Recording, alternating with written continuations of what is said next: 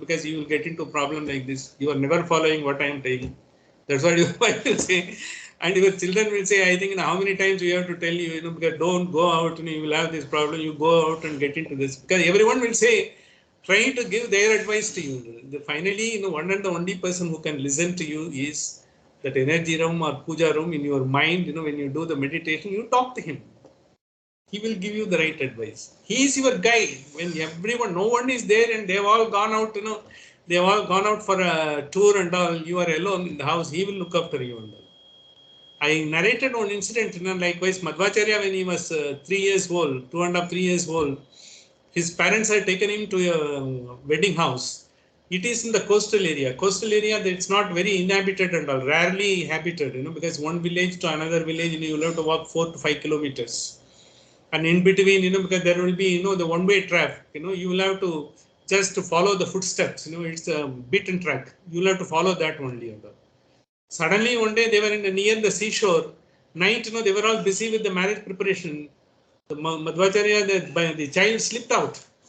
No one noticed. Next morning, when they saw, where is the child, they didn't know. His mother was wondering what happened. He's only not even 3. I think there is a seashore nearby. Immediately the mind goes. He might have gone to the seashore, and the sea must have. So all unwanted thing comes to the mind first, because that is the klesha, what we call. For a meditative mind, it will not come. They will find, children. It must have seen a bird, or it might have seen a dog, and might have gone out. Let us see what it is. They couldn't do. And finally, because their parents and all the other members, they walked. After about 5 kilometers, there was a temple. They went there, that temple was about to be closed. They went there. It's a Shankara Narayana temple. And they went and asked him, that Pujari, and he said, because the one child, did you see a child, we missing right from yesterday. Yeah, a child came, and he came to the temple. He went around, because he did the pradakshina of the entire Shivalinga. He just left it. And I asked him, why you come alone? Because why should I'm not alone. Who said I'm alone? I have got my master with me. I have come with him. He is there always with me. He said, and he went from here to somewhere. I don't know. He went to the northern side. So they went further, and then there was another temple. He was there, in the temple because he was chatting with someone and all. There also, he said the boy is telling, he is not. He has got someone. He has come with him. He is not bothered. I asked him, where is your parents? He says, why? Because I have got someone already, because that's what he said. In the sense, that is because Chetna, because several, the births, he has got that jnana, he has to become an acharya in this birth. So at the age of 3, he was going alone and he said, I have got someone with me.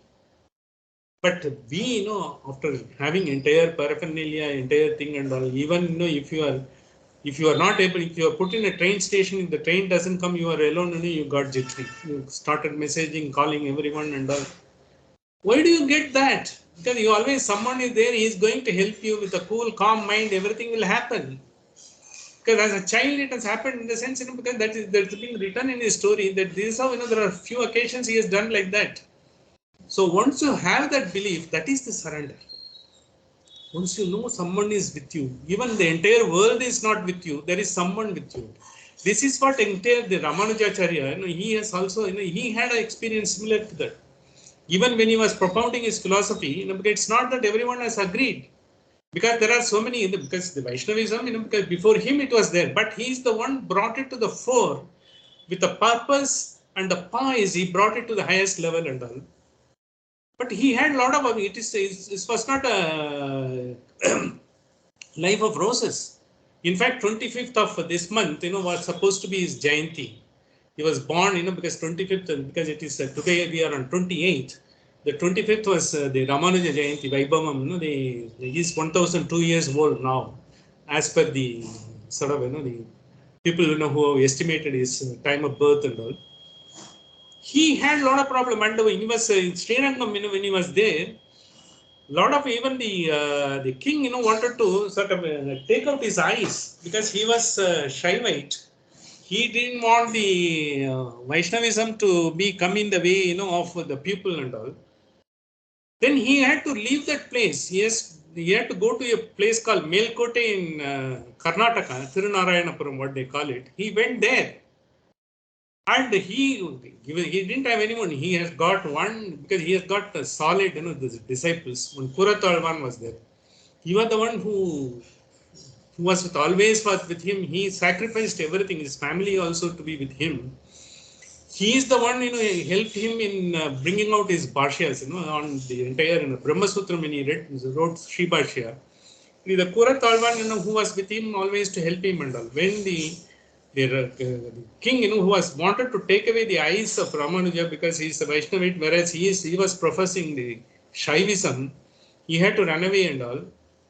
Finally, the Kuratalvan who kept all these scriptures and all, and he also went to a place called Alagar Koil near Madurai. And he was hiding there and all. Finally, when he couldn't find, they had to find out, the Ramanuja to take out his eyes, he offered himself. I am Ramanuja. He impersonated Ramanuja and offered himself. That is the Guru Bhakti, because he went to that extent. After all, he knows he is a great philosopher and his entire thing will be lost. So let me give up, because that's what had happened to him. So likewise, the Ramanuja, he also had all the struggles, because he wanted to bring the social equanimity. He said, whoever is chanting the name of Narayana, you are a person who is eligible to be, having the bhakti and get the liberation and salvation. He went to a place called Tripushtiyur. From the top of the temple, because he just announced, he brought the social revolution at that point of time. Naturally, when you are bringing a revolution, the people will be opposing. The conservatives will be there. So many other kind of people will be there. He had to undergo all those things. When his Jayanti is being celebrated, it is his struggle which has to be remembered. He has stood up to everything and all. Finally, he had a great belief, because someone is with him. That is how he went through all the things, and his disciples went through the entire thing and all. Then finally it became such a sort of, the great reformer. A lot of people, they came into, who were not, into the entire philosophical stream. They also came into, because it's not that, Vaishnavism or Saivism and all. People who are only leading the life of indulgence, they all came out to some spiritual path. Some masters come in once in a while, like Socrates in Greece. He did it. But he has not written any of these things, because he has said everything, he has spoken everything that is being told to us by Plato. If Plato has not written the Republic, we would not have known what Socrates had said. Socrates, whatever, he is a person, was that he only never wanted even to write anything, or he only told, and he fought the entire society, he brought the reforms, he sacrificed his life. Without Plato, we could not have understood Socrates. Like without Kuratalvan, we could not have known the struggle of Ramanujacharya.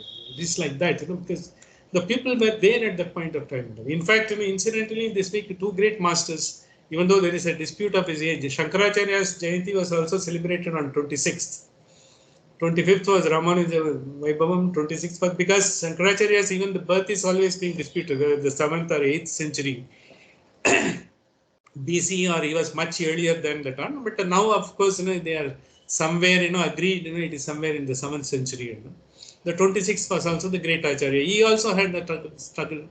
So no one accepted his philosophy and all, because he also went through, he also wanted to bring the people to the mainstream, because for Shankaracharya's struggle is much higher, in the sense people were embracing, all other streams like Jainism, Buddhism and all. And Jainism, Buddhism, in the sense, not that bad. They are also great philosophy, but they were never believed in Vedas.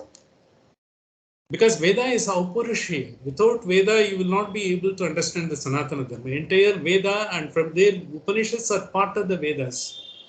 The Veda, Upanishad, and Brahma Sutram is a sort of a aphorisms to understand the Veda. You will have to, it is like a constitution to understand the Veda. That is why Brahma Sutram and the Upanishad, as well as Bhagavad Gita, which is the essence of all Upanishad, all the three are more important for any Acharya to be an Acharya. If they have written the Bhashyas or commentary or explanation on that, then only they are recognized as the Acharya. The Veda is primordial, and Om, the Pranava is the primordial. From where the Purusha Suktam has come, from there, the Gayatri has come, Gayatri Purusha Suktam has come, then Vedas have come. And Vedas contain the Upanishad. Veda Anta, the end part is considered to be, the Sara part is considered to be, where the philosophical portion is considered to be Vedanta, that is Upanishads. Upanishads are nothing but Vedanta, end of the Vedas. Veda has got four components. One is Brahmanas. Brahmanas are the one, which it tells the hymns of, all the natural, that is every god is supposed to be part of the nature and always to get the best of the nature for the benefit of the people. Because whenever the yaga yajna was done in those days, it is only the kings who had the resources they were doing it. When they were doing it for the welfare of the people, not for themselves. If the people are good, if the people are prosperous, the king is also prosperous. If the people are deprived, the king is also deprived. That is the concept at that point of time. It is a sort of a evolutionary democracy, right from bottom up, not the top to bottom. That is how, because the entire culture flourished. That Vedas, even nowadays, because the studies are made, it is not only the philosophical component of the entire religious or philosophical component, it's the cultural component. A lot of cultural things which has come, which was there in those days, in the Mohenjo-daro, at that point of time, whatever is there, they're all being coming into that. It could be reflected, by the verses that is there and all. In Brahmanas, then it came, because the Aranyaka is the one, which is come. One is first is Samhitas. Samhitas are hymns, only in praise of whatever the power that is there. First portion is Samhita. The Samhita we are always, because the Suktams and what we talk about and all, they are all come sometimes in Brahmanas, sometimes in Aranyakas. But only one Suktam is coming in the Samhita, that is called Isavasya Upanishadam. We have covered in the very first Upanishadam we have covered in our journey is the Isavasya Upanishadam. Is a Samhita component of the Yajurveda. That is why it is called Mantropanishad. All other suktams come as a part of the procedural, because the evolution of the philosophy. The Brahmanas are the procedural, the entire procedure that is described for doing the yaga, yajna, and even, because wherever they are doing, even in the household, how you will have to worship, that's also being defined in the Brahmanas. Aranyakas is the one, which once you attain a certain age, you give up, your intelligence in life. And you go to the forest, you don't take any resources with you. Husband and wife, if they are alive, they go. If husband is alive, he only goes. Even the wife is alive, they only go. The Rishinis were there, Rishikas were there. It's not only the males who are Rishika, because there are Ambarani, one lady was there. She was a great Rishika. Maitreyi was there. She was all the great Rishika. They were all there. So when the Rishika, they go to the forest, they live with whatever is available till such time the body can take, whatever they leave the body. So that is the time, they have written. Now, all these things are being Shruti based. Finally, they have all been given by all our masters. It has come to us. Now we have got in the form of books as well as, because it was in the sort of manuscripts. Now it has come in the form of books. But otherwise it is Shruti. Shruti only, you will not be able to contaminate the words. You will not be able to contaminate the diction. You will not be able to contaminate the intonation. Everything will have to come together. When you are doing a yaga, yajna and all, your pronunciation will have to be perfect. That is why, that's why karma kanda and all. Why, people are always being inducted into that. You need total devotion. If you do something wrong, then because the effect will be very different. The effect will be for the entire humanity. That is why they do the yaga, yajna, they collectively do, because there is a procedure is there, you will have to follow. But as a normal householders, normal people living in, we will not be able to do that. That's why, because it has been given, for our own benefit, the Upanishads, whatever it tells, try to change your attitude, try to do your thinking, focus on your whatever you are doing, be mindful, so that the world will be able to offer whatever you are destined to get in this birth. Birth after birth, you will be having a journey which is more, that is what Yatra Yogeshwara Krishna Yatra Partho Dhanudhara, you will have to enjoy that. It is not that, that's why, you don't have to mourn, when the body goes and all, that's what it says, but in spite of it, because with the human intelligence, human mind, when we are at a level, and not only that, sometimes, you do it for yourself, sometimes you do it for others also. Because the great truth, that's being always enunciated, because it will have to be taken, will be absorbed in our own way. Your way of absorption of the truth may be different from my own way of absorption. Maybe you may be much enlightened, because your way of thinking, because you have given up all your luggages, because the raga, dvesha and all become, you might have given up. You might have come. But then once we develop, each one of us developed our own glory, the society becomes a glorified one. You will not find so many sort of the turbulence in the society. It will be a society which is worth living for. And the societal problems emanate from individual. From individual, it goes to a nation. From it is the cosmic, even the cosmic, whatever it is happening, it is also because of the turbulence here. Even the viruses which has come and all, it is the human turbulence. It's the human greed. You want to do something, you want to be one up against someone else. All of a divine law of equality is there, and all. Who can be one or who can be one up or one down? All of us are in the same plane. Once you understood the universal, the consciousness, once you are able to access that, you become a part of it. It's a great fountain. We are part of it. We are just a small droplet. When the fountain gets the breeze and it gives the cool breeze to everyone and all, we also will have to give because of the fragrance of our soul. The fragrance of the soul can be attained only because by submitting yourself, surrender yourself and get it. This is 1.2.0 we have seen.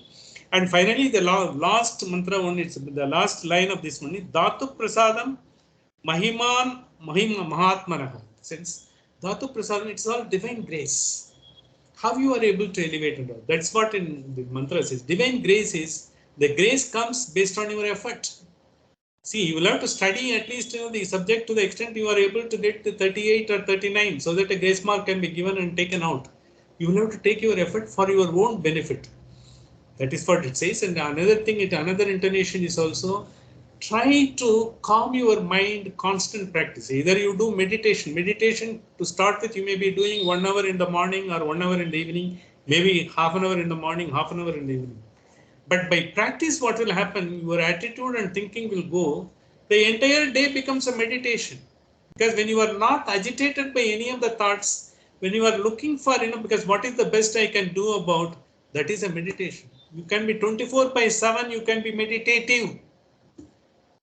That's what one Acharya, I will just close this with one experience of one Acharya. He went there, one Swamiji, he went to UK, Anubhavananda. He is very famous in Bombay and other places. He went to UK, he was staying in the house of a landlady. She is a British and she has taken interest in our Sanatana Dharma. And she was staying in this house.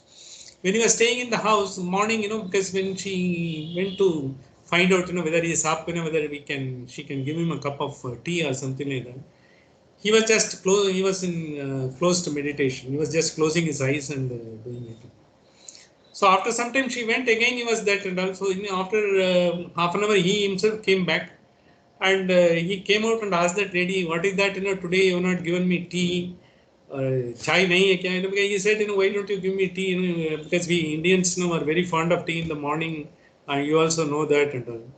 And then, he asked, then, no, I am ready with the breakfast. I came twice to your room, you are just closing your eyes. And, no, I was not doing the meditation. If I have to do the meditation, I will be doing certain point of time in a certain assigned time in the day only. But I am always in the meditation. I was in the lap of Krishna. So I am trying to be in the lap of Krishna all through, because that is how, because he said the meditation once you train your mind, train your attitude and thinking, 24/7 you will be meditating. It's not that you will have to take, a particular time, get the music put and do that. That is to start with. So that you assign your time for yourself. Once you assign the time for yourself, then you will not be bothered about others' opinion about you. Others' opinion about you, when they are telling their own opinion about themselves, which you don't understand.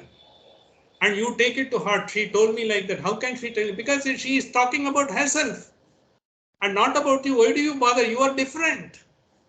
So you will have to wash off, brush it aside. It is just like the dust to dust, and you throw it out. Once you have that, you will be meditative all through. The purpose of the Upanishad is to be meditative all 24/7, not 1 hour in the morning, not 1 hour. You may be going to so many gurus, and so many gurus are needed, Chinmayananda needed. If so many people come, at least there is a way to give time to yourself and elevate yourself to start with. Once you do that, you get into that, because meditation becomes part of your being.